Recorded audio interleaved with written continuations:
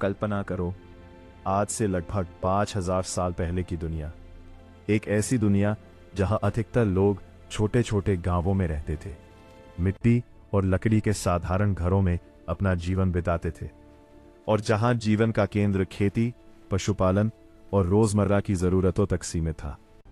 लेकिन इसी समय भारतीय उपमहाद्वीप की धरती पर एक ऐसी महान सभ्यता विकसित हो चुकी थी जिसने अपने समय को ही नहीं बल्कि आने वाले हजारों वर्षों को भी चुनौती दे दी थी। ये कोई साधारण सभ्यता नहीं थी, बल्कि मानव इतिहास की सबसे उन्नत और रहस्यमयी प्राचीन सभ्यताओं में से एक थी, सिंधु सभ्यता। सोचो, जब दुनिया के कई हिस्सों में लोग अभी व्यवस्थित शहरी जीवन की कल्पना भी नहीं कर पाए थे, तब यहाँ ऐसे शहर बस चुके थे जिनकी सड़कें सीधी और चौड़ी थी।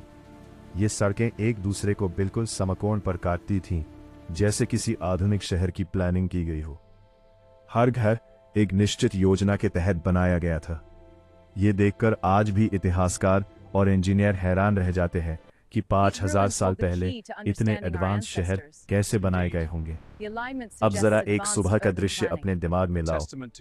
सूरज की पहली किरणें एक विशाल प्राचीन शहर की पक्की ईंटों से बनी सड़कों पर पड़ रही हैं। लोग अपने घरों से बाहर निकल रहे हैं, व्यापारी अपने सामान के साथ बाजार की ओर जा रहे हैं, कारीगर अपनी कार्यशालाओं में मोहरे, आभूषण और मिट्टी के बर्तन बना रहे हैं, बच्चे मिट्टी के खिलौनों से खेल रहे हैं। हर तरफ एक शांत, समृद्ध और व्यवस्थित जीवन दिखाई दे रहा है। ये कोई कल्पना नहीं, बल्कि सिंधु सभ्यता के वास्तविक जीवन की झलक थी। इस सभ्यता की सबसे बड़ी खासियत थी इसकी नगर योजना। यहाँ के शहर किसी रैंडम तरीके से नहीं बने थे, बल्कि पूरी प्लानिंग के साथ तैयार किए गए थे। सीधी सड़कें, ब्लॉक वाइज बने घर, सार्वजनिक स्थान, अनाज रखने के बड़े गोदाम और सबसे चौंकाने वाली बात, नालियों की व्यवस्था। सिंधु सभ्यता के ये शहर अपने समय के वास्तुशिल्प और नगर नियोजन का एक अद्वितीय नमूना थे। काने वाली चीज, ड्रेनेज सिस्टम। सोचो, 5000 साल पहले लोगों ने ऐसा ड्रेनेज सिस्टम बनाया था जिसमें घरों के अंदर से निकलने वाला पानी ढकी हुई नालियों के जरिए बाहर जाता था। यह व्यवस्था इतनी एडवांस थी कि आज भी इसे एंशिएंट इंजीनियरिंग का मास्टरपीस माना जाता है। हर घर में पानी और स्नान की सुविधा होना इस सभ्यता को और भी खास बनाता है। कई घरों में प्राइवेट बाथरूम और वेल जैसी सुविधाएं मिली हैं। इसका मतलब यह है कि उस समय के लोग क्लेanलीनेस और हाइजीन को बहुत महत्व देते थे। ये बात अपने आप में चौंकाने वाली है, क्योंकि उस दौर में दुनिया के कई हिस्सों में ऐसी बेसिक सुविधाएं भी नहीं थी। लेकिन सिंधु सभ्यता सिर्फ शहरों तक सीमित नहीं थी, ये एक समृद्ध आर्थिक और सामाजिक व्यवस्था भी थी। यहाँ के लोग खेती करते थे, पशुपालन करते थे और व्यापार भी करते थे। गेहूं, जौ और कपास जैसी फसलें उगाई जाती थी। खास बात यह है कि कपास के उपयोग के सबसे पुराने प्रमाण भी यहीं से मिलते हैं। इसका मतलब है कि वस्त्र निर्माण में भी ये सभ्यता काफी आगे थी।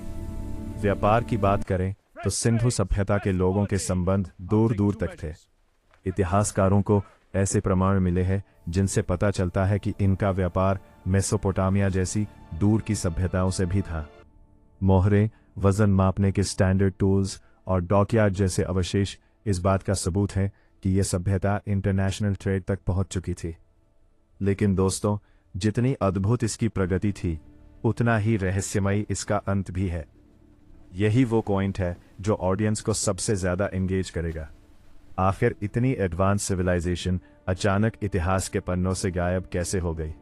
क्या यह किसी प्राकृतिक आपदा का शिकार हुई? क्या कोई भयानक सूखा पड़ा? क्या नदियों ने अपना रास्ता बदल लिया? या फिर लोग किसी और क्षेत्र में पलायन कर गए? कुछ इतिहासकार मानते हैं कि क्लाइमेट चेंज इसकी सबसे बड़ी वजह थी।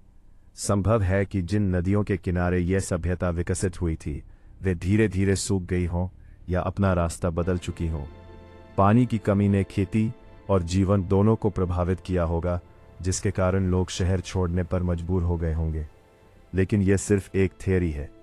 कुछ लोग मानते हैं कि लगातार आने वाली बाढ़ों ने भी शहरों को नुकसान पहुंचाया होगा। वहीं कुछ हिस्टोरियंस माइग्रेशन को इसका कारण मानते हैं। लेकिन आज भी इसका कोई एक क्लियर आंसर नहीं है, यही मिस्ट्री इस सभ्यता को और भी फैसिनेटिंग बनाती है। और सबसे बड़ा रहस्य है इनकी लिपि।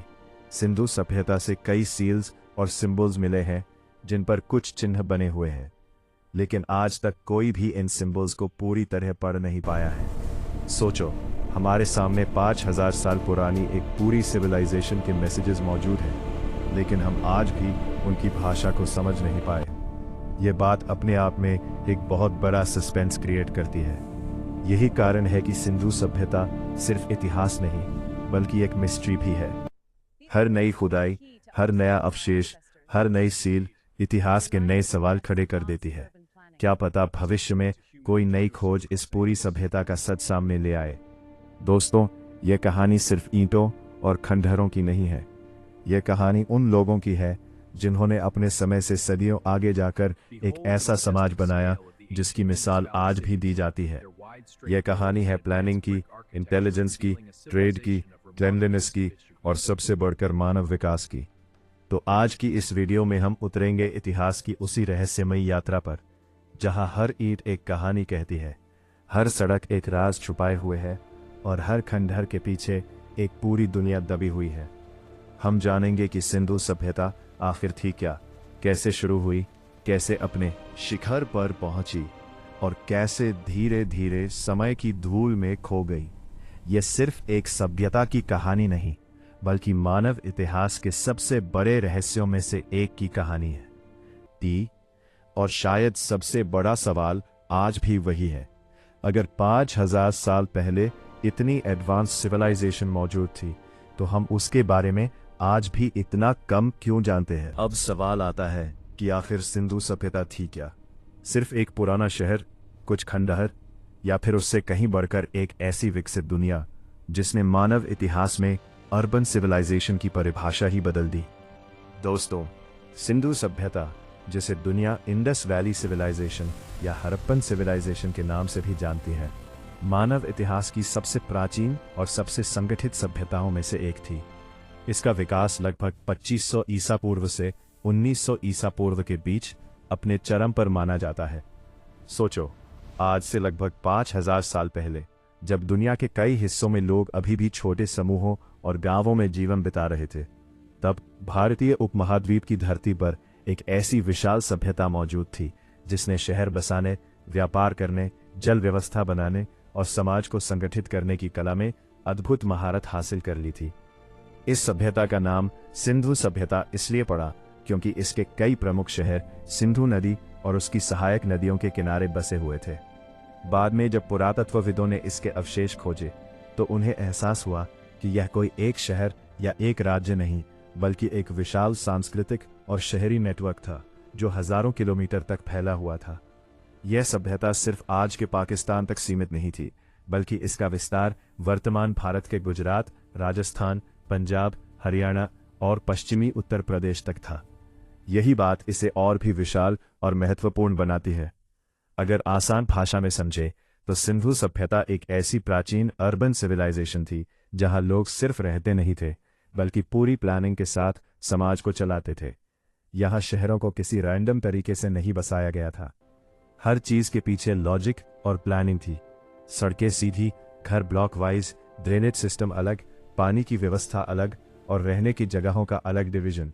यह सब बताता है कि उस समय के लोग कितने एडवांस थिंकर्स थे। सोचो, 5000 साल पहले लोग सिर्फ सर्वाइवल के बारे में नहीं सोच रहे थे बल्कि ऑर्गेनाइज्ड लिविंग के बारे में सोच रहे थे। यही वह चीज है जो सिंधु सभ्यता को बाकी प्राचीन सभ्यताओं से अलग बनाती है। यहाँ के लोग केवल किसान या व्यापारी नहीं थे, इंजीनियर्स, आर्टिजन्स और ट्रेडर्स भी थे। इस सभ्यता के प्रमुख शहरों में हड़प्पा, मोहनजोदड़ो, धोलावीरा, लोथल और राखीगढ़ी जैसे स्थान शामिल थे। हर शहर की अपनी एक खासियत थी। उदाहरण के लिए मोहनजोदड़ो अपने महान स्नानागार यानी ग्रेट बाथ के लिए प्रसिद्ध है, जबकि लोथल को उसके डॉकयार्ड और समुद्री व्यापार के लिए जाना जाता है। गुजरात के लोगों के लिए धोलावीरा और लोथल विशेष रूप से गर्व का विषय है क्योंकि ये इस महान सभ्यता के महत्वपूर्ण केंद्र थे। अब अगर हम इसके समाज को समझने की कोशिश करें तो यह साफ दिखाई देता है कि यह सिर्फ बिल्डिंग्स का समूह नहीं था बल्कि एक वेल ऑर्गेनाइज्ड सिविलाइजेशन थी। यहाँ रहने वाले लोग खेती करते थे, व्यापार करते थे, पशुपालन करते थे और कला व शिल्प में भी निपुण थे। गेहूं, जौ और कपास जैसी फसलें उगाई जाती थीं। खास बात यह है कि दुनिया में कपास के उपयोग के सबसे पुराने प्रमाण भी इसी सभ्यता से मिलते हैं।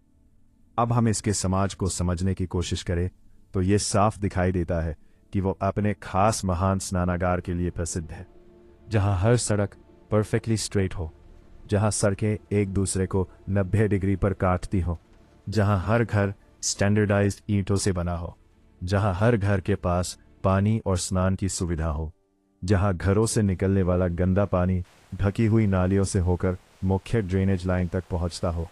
ये सुनने में आज के किसी मॉडर्न सिटी जैसा लगता है, लेकिन यही वास्तविकता 5000 साल पहले सिंधु सभ्यता में मौजूद थी। यही कारण है कि कई हिस्टोरियंस इसे दुनिया की सबसे एडवांस्ड ब्रॉन्ज एज सिविलाइजेशंस में से एक मानते हैं। यहाँ की ईंटें भी स्टैंडर्डाइज्ड रेशियो में बनाई जाती थी, जो ये दिखाती है कि कंस्ट्रक्शन में एक यूनिफॉर्म सिस्टम फॉलो किया जाता था। इसका मतलब यह है कि किसी न किसी फॉर्म में सेंट्रल प्लानिंग या कॉमन इंजीनियरिंग स्टैंडर्ड्स मौजूद थे। अब एक और महत्वपूर्ण सवाल आता है, क्या यहाँ कोई राजा था? क्या ये एक साम्राज्य था? दिलचस्प बात यह है कि अब तक मिले पुरातात्विक प्रमाणों में किसी बड़े राजा, महल या युद्ध के स्पष्ट सबूत नहीं मिले हैं। यही चीज इसे मिस्र और मेसोपोटामिया से अलग बनाती है। वहां विशाल महल और राजाओं के मॉन्यूमेंट्स मिलते हैं, लेकिन सिंधु सभ्यता में फोकस लोगों के रहने और समाज की व्यवस्था पर ज्यादा दिखाई देता है। इससे कई इतिहासकार यह मानते हैं कि यह सभ्यता शायद किसी सेंट्रलाइज्ड मोनार्की से नहीं, बल्कि एक ऑर्गेनाइज्ड सिविक सिस्टम से चलती थी, यानी यहाँ का समाज सामूहिक रूप से संगठित था। हालांकि ये अब भी शोध का विषय है। अब बात करते हैं इनके व्यापार की। सिंधु सभ्यता के लोग सिर्फ स्थानीय स्तर पर ही नहीं, बल्कि अंतर्राष्ट्रीय स्तर पर भी व्यापार करते थे। इनके संबंध मेसोपोटामिया जैसी दूरस्थ सभ्यताओं से थे। वहां से मिली कुछ मोहरों और रिकॉर्ड से इस बात के प्रमाण मिलते हैं कि इनका व्यापार समुद्री और स्थल दोनों मार्गों से होता था। लोथल का डॉकयार्ड इसका बहुत बड़ा उदाहरण है। यह बताता है कि सिंधु सभ्यता सिर्फ कृषि आधारित समाज नहीं थी, बल्कि आर्थिक रूप से भी काफी समृद्ध थी। यहाँ स्टैंडर्ड वेट्स एंड मेजर्स का उपयोग होता था, जिससे पता चलता है कि व्यापार व्यवस्थित और नियंत्रित तरीके से होता था। लेकिन जितनी महान यह सभ्यता थी, उतना ही रहस्यमयी इसका एक और पहलू है, इसकी लिपि। यहाँ से मिली सील्स और टैबलेट्स पर कुछ सिंबल्स और साइंस मिले हैं, जिन्हें आज तक पूरी तरह पढ़ा नहीं जा सका है। सोचो, हमारे सामने 5000 साल पुरानी सिविलाइजेशन के लिखित संदेश मौजूद हैं, लेकिन हम आज भी उन्हें समझ नहीं पाए। यही मिस्ट्री इसे और भी फैसिनेटिंग बनाती है। ये लिपि शायद उनके व्यापार, धार्मिक मान्यताओं या प्रशासन से जुड़ी हो सकती है, लेकिन जब तक इसे डिकोड नहीं किया जाता, तब तक इसका पूरा सच हमारे सामने नहीं आ सकता। अगर आसान शब्दों में कहा जाए तो सिंधु सभ्यता सिर्फ एक पुरानी सिविलाइजेशन नहीं थी, बल्कि मानव विकास की एक एक्स्ट्रॉर्डिनरी माइलस्टोन थी। इसने ये साबित किया कि हजारों साल पहले भी भारतीय उपमहाद्वीप में ऐसा समाज मौजूद था जो प्लानिंग, हाइजीन, ट्रेड, आर्किटेक्चर और सोशल ऑर्गेनाइजेशन में अपने समय से बहुत आगे था। यही कारण है कि जब हम पूछते हैं सिंधु सभ्यता क्या थी, तो उसका जवाब सिर्फ इतना नहीं है कि ये एक पुरानी सिविलाइजेशन थी। असल में ये मानव इतिहास की उन सबसे महान उपलब्धियों में से एक थी जिसने ऑर्गेनाइज्ड अर्बन लाइफ की नींव रखी। और शायद सबसे अद्भुत बात यह है कि इतने वर्षों बाद भी ये सभ्यता हमें नए सवाल देती रहती है। हर नई खुदाई, हर नया अवशेष, हर नई सील हमें उसके जीवन, समाज और सोच के बारे में कुछ नया बताती है। तो दोस्तों, सिंधु सभ्यता सिर्फ अतीत का एक अध्याय नहीं, बल्कि हमारी जड़ों का वह हिस्सा है जो ये दिखाता है कि सभ्यता, विज्ञान और व्यवस्था की सोच इस धरती पर कितनी पुरानी है। ये सिर्फ इतिहास नहीं, बल्कि हमारी विरासत है। धन्यवाद दोस्तों। अगर आप अंत तक इस वीडियो को देख रहे हो तो कृपया हमारे चैनल को सब्सक्राइब कीजिए और कमेंट में अपनी राय ज़रूर बताइए कि वीडियो आपको कैसा लगा और आगे आप किस विषय पर वीडियो देखना पसंद करेंगे।